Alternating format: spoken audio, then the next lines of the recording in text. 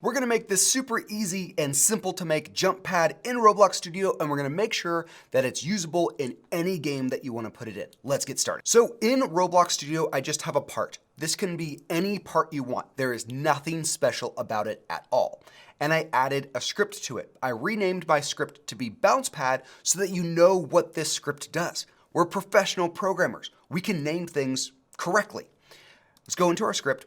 And the first thing that we need to do is we need to reference the brick. The brick is where all of the interaction happens, so we need to be able to store that in a variable so that we can access it in our script.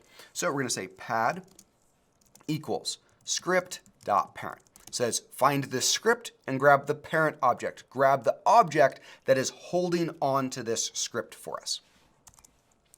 Then we're gonna create a function. Because we're real programmers, we put things in functions so that we can use them other places. This function is going to be called jump, because what does it do? Well, it makes your player jump really high.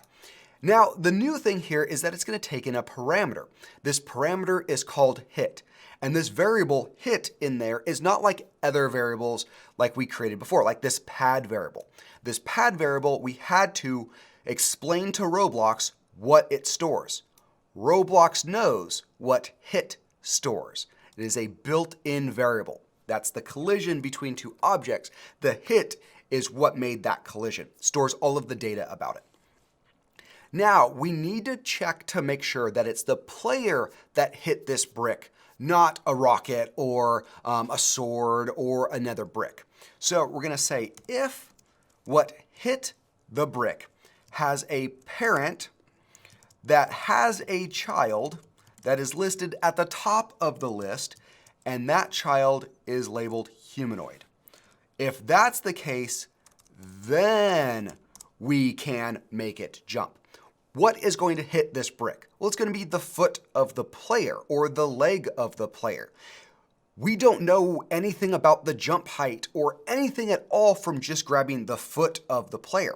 What we need to do is find out what is holding the foot. So we say foot parent. Well, the parent of a foot is the player.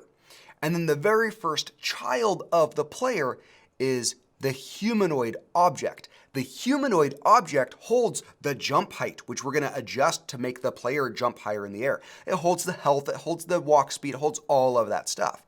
So now that we've verified that it's the player that hit this brick, let's change some traits about it. Well, in order to change the traits, we need to grab all of the humanoid stuff. So we're going to create a new variable called humanoid, and we're going to set it equal to all of that stuff we typed before. We're grabbing the humanoid so that we can access its components without having to write out this entire line of code. That would be ridiculous. We're just making it shorter on ourselves. We made it local so that only this script and this if statement has access to the humanoid player, so nobody can hack our game. Now what we can do is we can say humanoid.jumpHeight. That's right, that's a built-in trait of the humanoid game object. So we can say jump height and set it equal to like 100. That's pretty tall.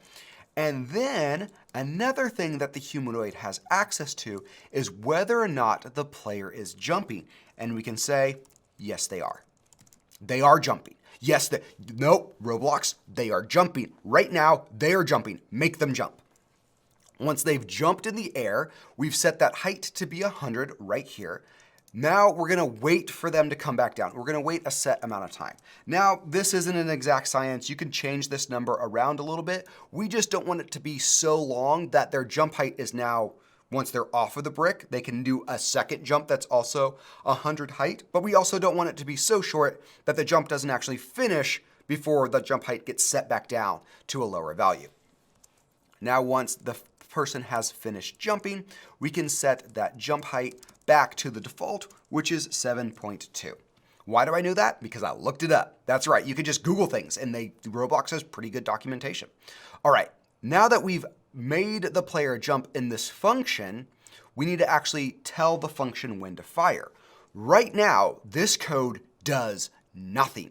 All we've done is given the directions on how to jump to this function. We haven't actually told it to do anything. So we're gonna say pad.touched.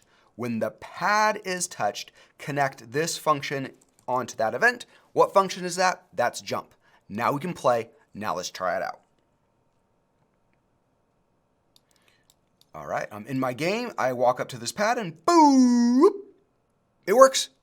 That's it. There's like no lines of code. This is so simple. And now you have an idea on how you can change things in your game when the player collides with a part. I think you could take this and go crazy with it.